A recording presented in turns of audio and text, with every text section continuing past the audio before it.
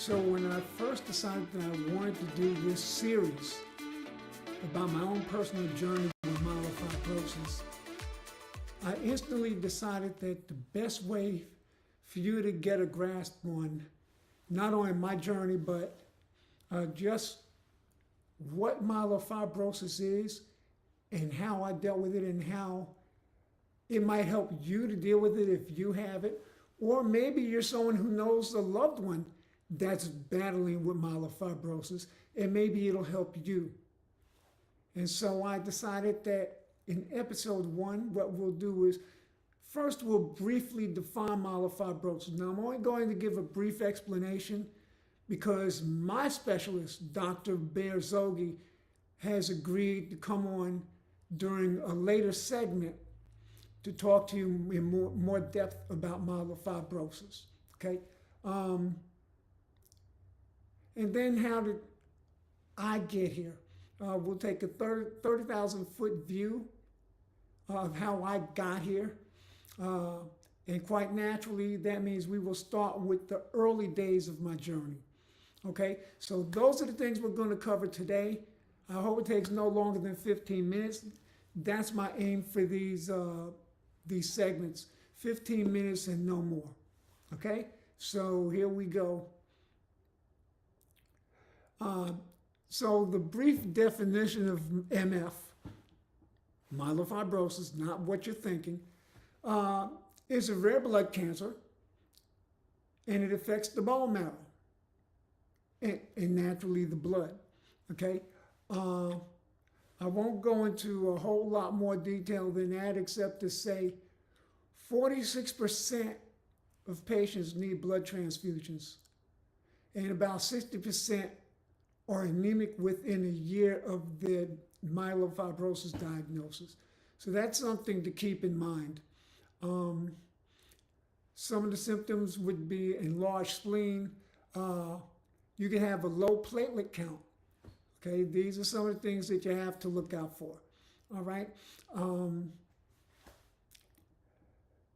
The 30,000 foot view, I guess the best way to explain it is with some video.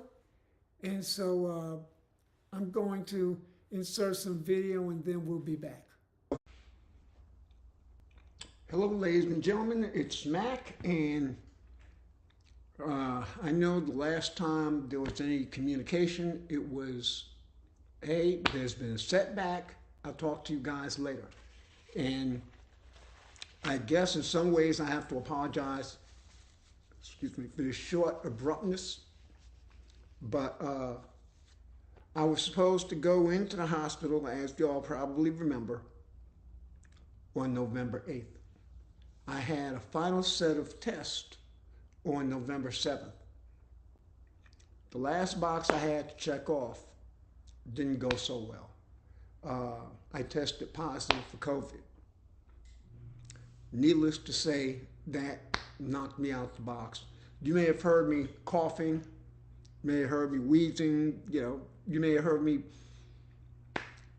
for the better part of a few weeks, still coughing a little, but I'm past the contagious stage. But, I'm doing better. I'm doing better. And I'm now scheduled to go back to the hospital for admittance for real this time on November 21st, the actual transplant date. Get this, the day before Thanksgiving. Yeah, November 27th. This is going to be very short. It is go time. I arrived at the hospital. Everything's good, and now I'm just waiting for them to tell me my room number. Hey gang, it's Mac, and as you can see, I am laying somewhat comfortably in my hospital bed. So, just a quick brief update. As some of y'all may know, I got here this morning. Getting through it, admittance was seamless. It was quick. got up here, met the staff, the daytime staff. Of course, they've changed a couple of times since this morning, but everyone's been wonderful. I've eaten a little bit. They started putting me on my meds. Uh, and right now, just moments ago, I started my first treatment of chemo. And so now, for those of you who don't know, all right, this is one of those necessary steps in order for me to get the bone marrow, the new bone marrow from a donor. I have to go through this. I'm going to be all right now. Say around the 5th day of this. Yeah, that's about the time when I'll start feeling kind of funny, possibly. Nausea, maybe feeling a little pain, probably a little weakness. There's going to be things going on, but, it helps to be prepared for it, I guess. Prepared in terms of the fact that that something's coming. But the funny thing about it is, there are things that are typical that happen, to patients going through what I'm going through, but it doesn't mean that everyone's going to have the same issues. And so I may be fortunate in that instead of dealing with 8 different issues, I might deal with 1 or 2. It's possible.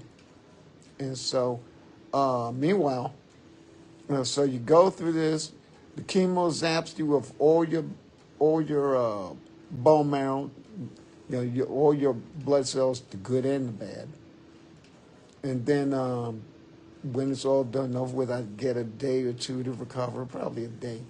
And then when the 27th gets here, that's when they're actually going to do the transplant. And so what they do, so in this case, the new bone marrow is going to be frozen. That wasn't the original plan, but because of my delays on my part, thankfully the donor agreed to freeze his marrow, and so it's here. It's going to be here, ready to go if it's not here already, and I think it is. And so it'll pop up on the day that I'm getting the transplant, and there are things that they have to do to prepare it. I mean, again, remember it's frozen, right? So they're going to have to go, and they're going to have to.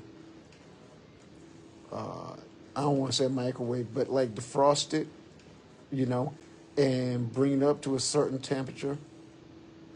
And I'm guessing we're talking about regular human temperature, 98.6 or 7 or whatever it is, 96.8. I forget. You guys probably know better than I do. But anyway, and so I'm not going to pull my shirt up, but I think I told you all about the port. If you don't know, in preparation for this, they get what they call a port, and they stick it in your chest, right about up here, and it goes underneath your skin, and it leads to one of your larger blood vessels, all right?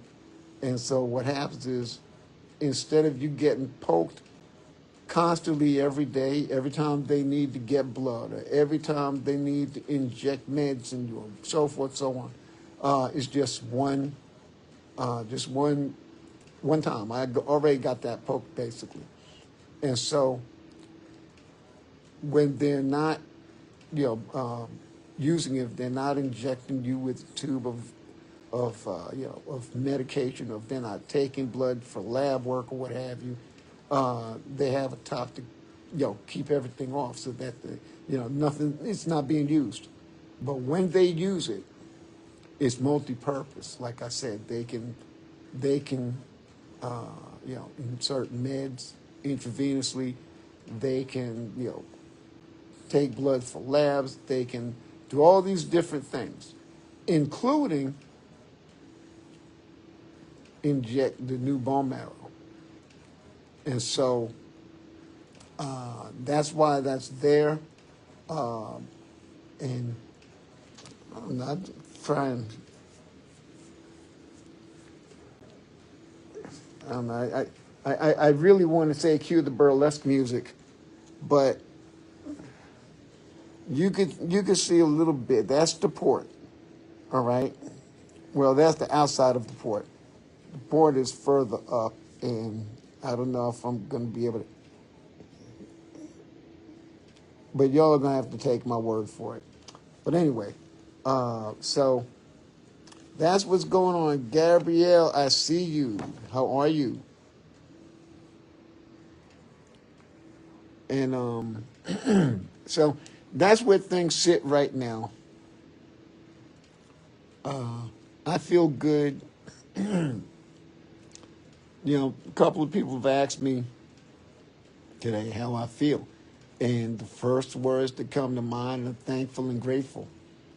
I mean, who wants to go to the hospital, right? But the way I feel about it is this is the beginning of my healing. This is the beginning of my getting better. Those with, who have these transplants, they refer to the day that they have the transplant as their rebirth day. So my rebirth day would be the 27th, November 27th. That's when they're going to do the transplant. And a lot of people celebrate their rebirth day too.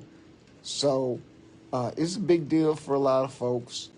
I mean, I haven't been through this, so I don't know how I'm going to react to it.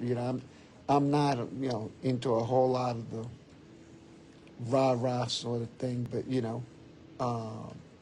I mean, I don't know how I'm going to react to it. I have no idea. But in any event, I'm just grateful that I'm here, that I have this opportunity to heal, get better, hopefully inspire a few people along the way, maybe, and just go ahead and get this done so I can get on with my life. That's what I've been saying. I want to do this so I can get on with my life. So that's really it. That's really it, And we started this at about 10. It's almost 10:10 now, and